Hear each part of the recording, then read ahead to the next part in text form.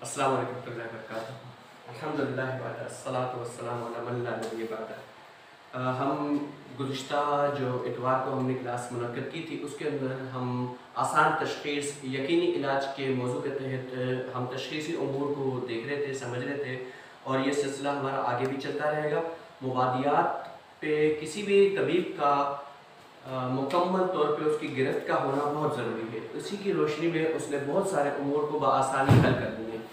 हम कानून मुफ़रद आज़ा जो हकीकत कानून मुफ़रद आज़ा के नाम के तहत इस स्लोगन के तहत हम काम कर रहे हैं, इसके अंदर हमने कुछ बातों को बहुत आसानी के साथ वाज़ेह डिस्टिंग्विश कर दिया है।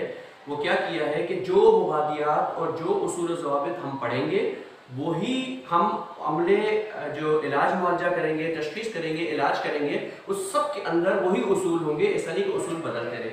तो बाज़ साथियों ने व्हाट्सएप पे और दीगर ज़राए से मुझे कुछ सवाल भी किए हैं गुज़िश्ता वीडियोस देखते हुए, तो चंदे का जिसका हमें मौका मिलता है जवाब देने का वो देते हैं, फिर आज की क्लास को बाकायदा आगाज़ करते हैं। एक साथी ने पूछा है कि जब आपने गुद्दी आसाबी की मिसाल दी, गुद्दी आसाबी, और कहा कि जो आगे तहरीक से इलाज करने वाले हैं वो इसका इलाज आसाबी गुद्दी से करते हैं। तो जब आसाबी गुद्दी से करते हैं तो आसाबी गुद्दी में क्या है? तरी। और हज़रत साबिर साहब में क्या बढ़ाने के लिए क्या है? गुद्दत का ताल्लुक आसाब के साथ है, तो गुद्दत का ताल्लुक आसाब यानी आसाबी गुद्दी के साथ ताल्लुक है, इसका आगे है।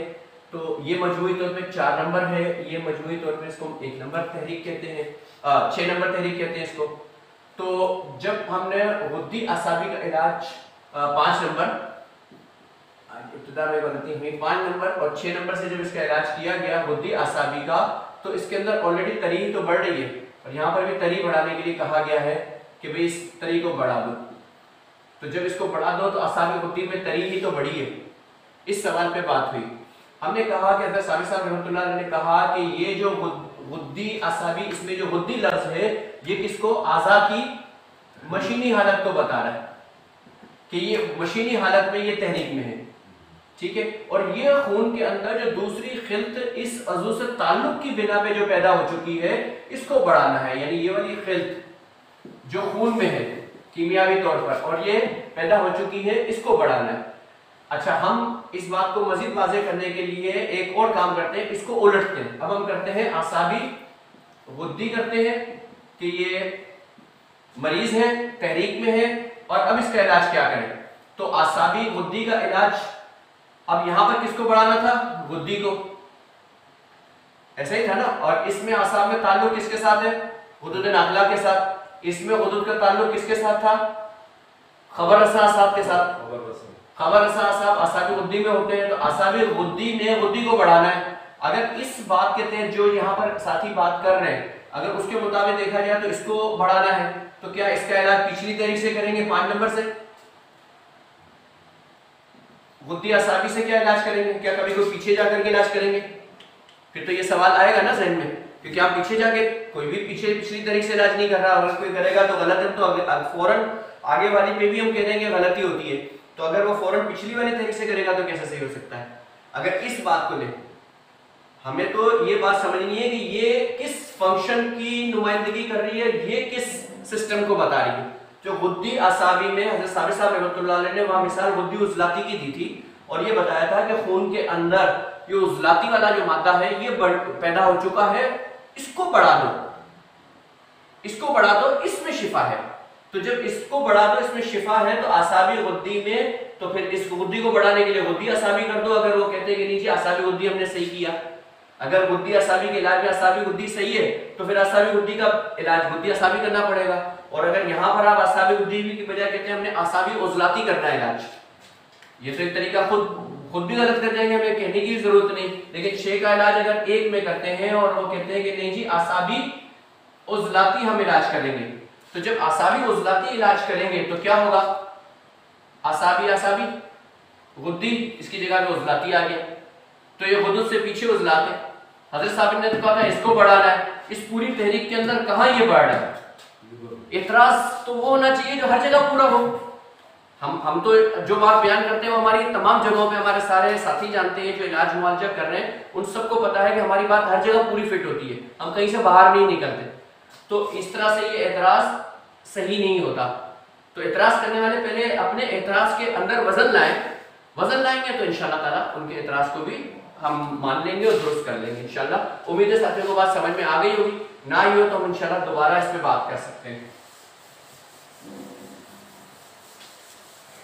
कुछ साथियों ने बात ये की है कि आप लोगों ने कैफियत के ऊपर जब बात की, क्योंकि कैफियत वाली जब हमारी बातें हुई तो उस वक्त हमारा ये रिकॉर्डिंग का सिस्टम नहीं था, तो वो हमारी अलग क्लासेस जो विदाउट कैमरा थी उसमें होती नहीं, तो थोड़ा सा उसको रिपीट करते हुए और आज एक अहम मौजू पे बात करनी है, तो इंशाल्लाह ताला उस पर हम चलते हैं। बाकी तहरीकात के ऊपर, तहरीक तस्कीन तहरीर के तहत भी हमारी और भी मुख्तलिफ पहलू हैं जिसका हम इंशाल्लाह ताला अपने आगे क्लासेस में जायजा लेते रहेंगे। अच्छा, हमने कैफियत के अंदर उनको बताया था कि हम 6 कैफियत को तस्लीम करते हैं। क्यों करते हैं, थोड़ा सा इस पर बात करते हैं। एक तो मानवी कैफियत है, सर्दी, तरी, खुश्की और हरारत, ये तो मानवी, ठीक है।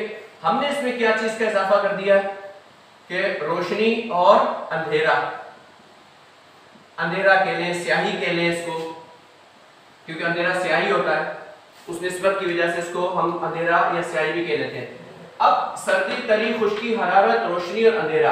अब हमारे पास सवाल ये आता है दो, एक तो ये कि आपने इसमें 2 को इजाफा कर दिया, 2 का इजाफा क्यों करना पड़ा, और दूसरा रुकन के अंदर अरकान में ये कहा जाता है, जो अरकान दिए जाते हैं हमें कदीम, वो उसमें कहा जाता है कि पानी, हवा, आग प्लस मिट्टी, ये हमें दी जाती है, सबका अखबार में दी गई। अब जो साथी इस पे यकीन रखते हैं, पहली बात तो ये है कि ये जो तरतीब और ये जो सारा सिस्टम बना है ये इंसानों ने बनाया है, अतिब्बा इंसान है, नबी और रसूल नहीं है, और ना ही ये कोई प्रिंसिपल अल्लाह रब्बुल इज्जत ने नाज़िल फरमाया। तो इन चीजों में यही तो तहकीक है। अच्छा, इलाज मुआलजे में हमने जब ये देखा कि किताबों के अंदर या मुआलजात में जो हम अतिब्बा किराम से मदद लेते हैं, तो वो क्या हर मर्तबा हर तबीब से बात करें तो मुख्तलिफ किस्म की बातें करते हैं, मुख्तलिफ इलाज बताते हैं, मुख्तलिफ दवाएं बताते हैं। अब जब ये मुख्तलिफ किस्म की चीजें आती हैं तो हम या कोई भी तालिब इल्म ये कंफ्यूज रहेगा कि यार क्या मैं इलाज मुआवजे के लिए अपने उस्तादों का मोहताज रहूंगा, कि जब भी कोई मरीज आएगा मैं दूसरे कमरे में जाऊंगा, मोबाइल निकालूंगा, फोन करूंगा, व्हाट्सएप करूंगा, एक मरीज आया है उसके साथ ये है, उसको क्या दूं, और वो जो बोल देगा मैंने वो दे दिया। फिर उस मरीज को जब रिजल्ट मुनासिब ना आया, फिर वो अपनी तकलीफ का इजहार करेगा, तो फिर हम क्या करेंगे, फिर हम उसको बताएंगे कि आपने जी ये बताया था, तो फिर वो कहेंगे ऐसा नहीं, अब ऐसा कर दो। तो क्या ये एक अजीब सा सर्कल नहीं है, ऐसा ही है ना। तो हम उस सर्कल से निकालने के लिए क्या मेहनत कर सकते हैं कि हम इस मुश्किल से निकल जाएं। उस मुश्किल से निकलने के लिए जाहिर है हम कई अतिब्बा इकराम मेहनत करते रहे, कई सालों की मेहनत है कि आखिर वो कौन से नुकात है जहां गलती है, रिवर्स अमल किया गया कि भाई आखिर पीछे की तरफ हम चलते हैं, गलती कहाँ है, कहाँ गड़बड़ हो रही है। तो हमें आकर के हमारे कई अतिब्बा इकराम, माशाल्लाह काबिल अतिब्बा इकराम बैठे हैं जो इल्म रखते हैं, साइंटिफिक इल्म रखते हैं, दुनियावी उलूम पे महारत रखते हैं, और महीनों सालों की नशिस्तें चलती रहीं, और उसके बाद उन बातों के ऊपर प्रैक्टिकल तजुर्बात किए गए मरीजों में। जब आपस में कई लोगों के तजुर्बात मैच करते गए, सक्सेसफुल आते गए, तो फिर हम इस नतीजे के ऊपर आए कि यहाँ गड़बड़ है कि जब ये 4 अरकान दिए जाते हैं हमें, तो ये 4 अरकान से कानून अज़ा के तहत जब जिस्म की तकसीम में वो 6, ग़िज़ाएं 6, दवाएं 6, तरीका 6, मिजाज 6, कैफियत, जज्बात 6 की बात हमारी आती है। तो यहां पर आकर ये 4 कैसे, जब ये 4 है ये भी 4 है, तो ये 4 से 6 कैसे बनेगा? 3 से 6 बन सकता है, 6 से 6 बन सकता है, लेकिन 4 से 6 कैसे? तो हम फिर मुख्तलिफ लोगों से गौर करते रहे, उनसे बातें पूछते रहे, किताबों को पढ़ते रहे, तो हमने ये देखा कि वो इस 4 से 6 बनाने के लिए खींचातानी रबड़ की तरह खींच रहे जी। वो पानी जो है ना, वो सर्दी उसमें शामिल होती जाएगी, उरूज पे पहुंचेगा तो वो सर्द हो जाएगा, और वो एक पूरी एक स्टोरी जो उन्होंने क्रिएट की है, ज़ाहिर है अपने इल्म के मुताबिक उन्होंने भी एक अच्छे नियत से की होगी, हम ये नहीं कहते कि गलत की, उनको जो समझ में आया उन्होंने बयान कर दिया। लेकिन अब हमें समझ में ये आता है कि ये बात जो उनको समझ आई थी उसमें कुछ नुक्स है, और उसको अगर दुरुस्त कर लिया जाए और उसकी दुरुस्ती इस बिना पे हो सकती है, ये हम उनके सामने भी पेश करते हैं। वो भी कोई उनसे अलग थोड़ी है, हमारे भाई हैं, हमारे साथी हैं, तो हमें जो चीज सही समझ आई और इम्प्लीमेंट उस पर रिजल्ट आया, तो हमने उनके भी सामने रखा कि भाई अरकान के अंदर पानी, हवा और आग, इसकी तो जो खुसूसियात है, इसमें जो कैफियत हम मानते हैं वो तो वो होंगी जो यूनिवर्सल होंगी। मिसाल पानी, हवा और आग कायनात में कहीं पर भी होंगे, किसी भी सैयारे पे, किसी भी स्टार पे, किसी भी जगह पे होंगे। तो जहां पर भी पानी होगा उसके अंदर तरी और सर्दी पाई जाएगी, जहां पर भी आग होगी उसके अंदर हरारत और रोशनी पाई जाएगी, और जहां पर भी हवा होगी उसके अंदर एक बात तो सब मानते खुश्की पाई जाएगी, क्योंकि किसी भी चीज को खुश्क करना है हवा से करना है। अब हमने जो इसको अंधेरे स्याही को लेकर के आया और हवा के अंदर इसको हमने रखा कि भाई इसका घर अंधेरे और खुश्की का घर हवा है। क्यों रखा? मुशाहिदे तजुर्बे की बुनियाद पर रखा ना। हमने देखा कि अंधेरा जो है वो मुअल्लक है, कहीं नहीं है, ना जमीन पे है ना लटका हुआ है, मुअल्लक है बीच में। कायनात में, जमीन पे, किसी सैयारे सितारे में जाएं, जहां अंधेरा पाया जाता है वो मुअल्लक है। अभी अगर इस कमरे में भी लाइट बंद कर दी जाए तो यहाँ अंधेरा मौजूद था, वो वाज़ेह हो जाएगा कि अंधेरा है, मुअल्लक है। और जब रोशनी आएगी तो अंधेरे पे हावी हो गई, खत्म अंधेरा। लेकिन अंधेरा मौजूद जरूर है यहाँ, रोशनी की वजह से वो हमारे ऑफ स्क्रीन हो गया। तो ये अंधेरा कहां पाया जाता है? ना इसको आप पानी के अंदर शामिल कर सकते हैं, ना इसको आग में, ना मिट्टी में डाल सकते हैं। तो एक ही जगह रहती है हवा, कि ये कहां है? हवा में है, मुअल्लक है, फिजा में है, खला में है। तो जमीन पे तो खला पाई नहीं जाती, तो जमीन पे तो फजा पाई जाती है, तो हम इसको फजा के एतबार से हवा कहते हैं कि हवा में मौजूद है। और बाकी जो आग है, तो जब आग को रोशन किया जाता है तो एक जो पढ़ा लिखा ना भी हो, जाहिल भी हो, कोई जंगली भी हो, तो वो भी मान लेगा कि हरारत और रोशनी इस आग के अंदर पाई जाती है। तो ये भी एक आसान सी बात है, कोई मुश्किल काम नहीं है। तो उसके लिहाज से देखा जाए तो 3 रुकन बनते हैं इस लिहाज से कि जब पानी है, पानी में सर्दी और तरी, इसका रुकन पानी है जिसके अंदर ये 2 चीजें मौजूद हैं। इन 2 कैफियत पानी में मौजूद। हवा में अंधेरा या खुश्की, कोई भी चीज को खुश्क करना हो। अच्छा, बात साथी कहते हैं कि आग में भी खुश्की है, तो हमारा एतराज ये होता है कि अगर आग में खुश्की है तो कोई गीला कपड़ा ही हम कर दें तो क्या आग में डाल करके उसको खुश्क कर सकते हैं? तो जवाब आता है कि नहीं, वो तो जल जाएगा। हम कहते हैं वो जल जाएगा तो फिर क्या करें? कहते हैं कपड़े को ऊपर रखना है। हमने कहा बीच में क्या है? हवा। आग की हरारत से हवा गर्म होकर के ऊपर उठ रही है और वो कपड़े को लग रही है। अगर उसने उसको सुखा दिया तो सुखाया तो हवा ने ना। आप आग पे ना भी रखो, लटका दो तो वो भी सूख जाएगा। कोई जड़ी बूटियां सुखानी है, हमने फल फ्रूट सुखाना है, तो वो भी क्या कहां सूखेगा? हवा से सूखेगा। तो हम उसको हवा में खुश्क करते हैं। कई ऐसी जड़ी बूटियां हैं जिसके खुश्क करने के लिए वहां लिखा जाता है कि इसे साए में खुश्क करना है। अब साए में खुश्क करने का मतलब वहां हरारत नहीं है, हवा है। तो जब साए में खुश्क करते हैं तो उसकी कैफियत और होती है, और अगर उसको हरारत में खुश्क कर दिया जाए तो क्या होगा? उसके अंदर मौजूद जो जौहर मुअस्सर है वो फना हो जाएगा, तबखीर के अमल से वो फरार हो जाएगा, निकल जाएगा या फना हो जाएगा। तो यहाँ पर ये बात हमारी पूरी वाज़ेह हो जाती है कि क्यों हमने इस बात को यहाँ पर मेंशन करके बता दिया कि ये 3 अरकान, और 3 अरकान में 6 कैफियत, रोशनी और हरारत। तो अब ये 6 कैफियत जो कायनात पूरी में है, और इस 6 में से पूरी कायनात के अंदर, सिर्फ जमीन की बात नहीं कर रहा है, कायनात में किसी भी जगह पे जिंदगी को मुमकिन बनाने के लिए इन 6 का इत्तेदाल में होना जरूरी है। अगर ये 6 अपने इत्तेदाल में, अपनी मुनासिबत से जिस भी जगह पर है वहां जिंदगी का निजाम कायम और दायम रहेगा, और जहां इनमें से कोई भी एक चीज बढ़ जाए वो अपने मुखालिफ चीज को खत्म कर देगी। तो उसके नतीजे में क्या होगा? जिंदगी खतरे में पड़ जाएगी और फना हो जाएगी। तो अब ये 6 कैफियत 3 अरकान के अंदर मुनकसिम हो गई, तो मिट्टी के पास तो कोई भी कैफियत नहीं बची। इसलिए हम कहते हैं कि मिट्टी रुकन नहीं है, मिट्टी रुकन से बढ़ करके आला चीज है। रुकन इज अ मेंबर कि सोसाइटी या कोई ऑर्गेनाइजेशन या कोई क्लब होता है, और उसमें मखसूस सिफात के हामिल जो चीज होगी वो उसकी मेंबर बनेगी। यानी जो इंसान हो या जो खुसूसियात के तहत, अब कोई कहता है कि इस एज के लोग हमारे मेंबर बनेंगे, या कोई कहता है कि इस शोबे के लोग हमारे मेंबर बनेंगे। इस तरह से यहाँ पर मेंबर वो बन रहे हैं जिनके पास 2-2 कैफियत मौजूद हो। तो 2-2 कैफियत की हामिल ये 3 चीजें ही बनती हैं। अब मिट्टी ये एक बुनियादी चीज है जिस पे इंसान कंसिस्ट हुआ और चीजें तख्लीक पाई गई। तो मिट्टी का मकाम इन सबसे बुलंद है, क्योंकि ये मेंबर है, मेंबर मातेहत है। लेकिन ये मातेहत नहीं है, ये सबसे आला रफा है। और इसकी मिट्टी की एक और खुसूसियत ये है कि जब हम जमीन के अंदर भी जिस मिट्टी के अंदर खुसूसियात इन कैफियत की मदद से आएंगी, उसके अंदर वो चीज पैदा होगी और वो चीज की खुसूसियत या उसकी सिफत या उसकी कैफियत अपने अंदर पैदा होने वाली चीज के अंदर जमा करने की, चाहे वो पत्थरों की शक्ल में हो, सराजीत की शक्ल में हो, फलों की शक्ल में हो, सब्जियों की शक्ल में हो, अनाज या जड़ी बूटियों की शक्ल में हो। और फिर उन चीजों को जब जो जानवर खाएंगे तो उनके अंदर वो चीज मुंतकिल होगी और उसमें जो हलाल जानवर है वो हम खाएंगे इंसान, या जो और लोग जो हराम भी खा लेते हैं तो उनको उसकी अफादियत उस जानवरों के जरिए से भी पहुंचती है। और जो डायरेक्ट सब्जियां और पौधे हम खा सकते हैं या फ्रूट या ड्राई फ्रूट या जो चीज, उसके जरिए से भी हमें मिलती है।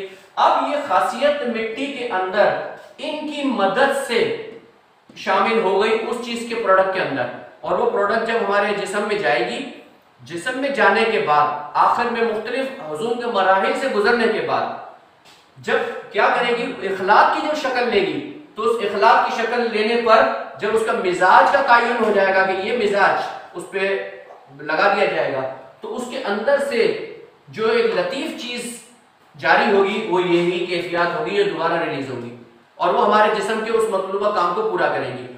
और जो उसका कसीफ हिस्सा है वो हमारे ऑर्गन्स का पार्ट बन जाएगा, उस खिल्त का एक समझे कि एक विजिबल पार्ट जो है वो हमारे जुज़्व बदन हो जाएगा, वो हमारे उस सेल्स का, उस टिश्यू का हिस्सा बन जाएगा। और जो उसका लतीफ हिस्सा है वो क्या करेगा, वो इन कैफियत की शक्ल में उस ऑर्गन को एक्टिवेट करने का सबब बनेगा। तो इस तरह से अगर किसी के जिस्म में सर्दी की कमी है तो ऐसा नहीं कि उसको बर्फे खिलाएंगे, या जिसको हरारत की कमी है तो ऐसा नहीं कि उसको आग पे बैठा देंगे या उसके मुंह में कोयले डाल देंगे, या जिसको खुश्की है और अगर वो कहता है कि मिट्टी में है तो क्या उसको मिट्टी खिला देंगे, या कोई भी चीज खुशक करके इसको खुश्की खत्म करने के लिए खुश्की की चीज खिला देंगे, या अगर तरी की जरूरत है तो उसके मुंह में पानी का पाइप लगा देंगे, पानी पिलाएं इसको कसरत से क्योंकि वो पानी में पाया जाता है। ये पानी, हवा, आग, ये सब चीजें इन छह कैफियत की मदद से इस मिट्टी पे अफेक्ट करती हैं, इस मिट्टी में शामिल होती है। मिट्टी इन सब चीजों के मजमुआ भी है। अब इस मिट्टी में जिस जगह पे जो चीज ज्यादा होगी उसके मुताबिक उस चीज को प्रोड्यूस करेगी। बस ये आसान सी एक बात है, और वही आखिर में जाकर के इखलाक की शक्ल में आएगी और वो इखलाक फिर हमारे जिस्म का हिस्सा बनेगी और उस अज़ू की कमी को दूर करेंगी और इस तरह से हम ताकत हासिल कर लेंगे। और जो चीज हमारे जिस्म में ज्यादा हो चुकी है उस तरह की चीजों को जब हम रोक देंगे तो उसके नतीजे में क्या होगा कि हम सेहत की तरफ आ जाएंगे। वो चीज हमारे जिस्म में से चाहे कैफियती शक्ल में हो या खिलती शक्ल में हो, वो दोनों चीजें रुक जाएंगी। तो आसान सी बात है, इंशाल्लाह अगर कोई साथियों को ना समझ में आई तो हम दोबारा इस पर मजीद भी बात करेंगे और करते रहेंगे इंशाल्लाह। हमारी इस क्लास में अगर कोई साथियों को बात करनी हो तो पूछ सकते हैं।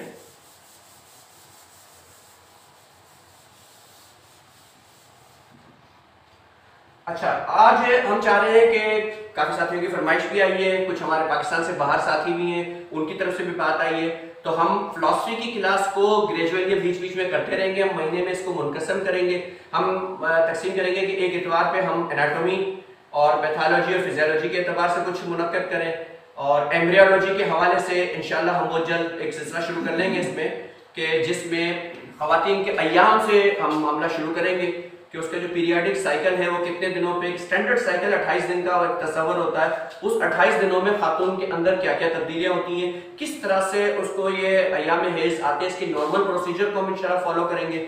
और जब उसको फॉलो करने के बाद इंशाल्लाह जब हम आगे बढ़ेंगे तो हम देखेंगे कि अब इसके अय्याम जारी हुए, अय्याम जारी होने के बाद क्या मामलात हुए। अब बच्चा अगर उसको रह पाता है, नहीं रह पाता, तो इसमें क्लिनिकल कोरिलेशंस उन पे हम गौर करेंगे और उनके समझेंगे कि इसमें कहाँ का बिलमुफरद आज़ा हमें मसाइल का सामना होता है। फिर हमें जब इलाज करते हैं तस्कीन या तहलील से हम मामले को चेक करके, तशखीस करके, तो उसमें क्या रिजल्ट हासिल होते हैं। और उसके बाद फिर हम देखेंगे कि एक बच्चा प्लांट हो जाता है जब स्पर्म पहुंच गया और फॉलिकल के साथ वो ऐड हो गया और जाइगोट तरतीब पा गया, माइटोसिस वगैरह के अमल शुरू हो गए, तो फिर उसका दिन ब दिन क्या मामला होता रहता है और आगे वो किस तरतीब से आगे जाता है। और इस तरह से हम लेते हुए तकरीबन 3 से 4 महीने तक की स्टोरी को हम इंशाल्लाह ताला अलग अलग क्लासेस के अंदर कंप्लीट करेंगे इंशाल्लाह। उसके मुख्तलिफ के उसकी हड्डियां, पहली हड्डी कैसे बनी, पहला कतरा खून का कैसे डेवलप हुआ, जो हमारा दिल की धड़कन वो कैसे कब शुरू हुई, इस तरह से जो इंटरनल विसरल पार्ट्स हैं, अंदरूनी आज़ा, वो किस तरह से तख्लीक हुए, जो बैरूनी है वो कैसे तख्लीक हुए, जो उसका अर्जी मादे से क्या चीज़ तख्लीक हुई, और जो हमारे उजलाती आसाबी और गुद्दी निज़ाम है, ये कैसे किस तरह तरतीब पाए, बाई लेमिनर और ट्राई लेमिनर डिस्क क्या होती हैं, कैसे ये तरतीब पाती हैं, और फिर इसमें एक अहम मौजू भी साथ हम डिस्कस करेंगे इंशाल्लाह जेंडर के मुतालिक भी। तो इंशाल्लाह इस तरह के मुख्तलिफ कॉन्सेप्ट्स को हम क्लियर करेंगे।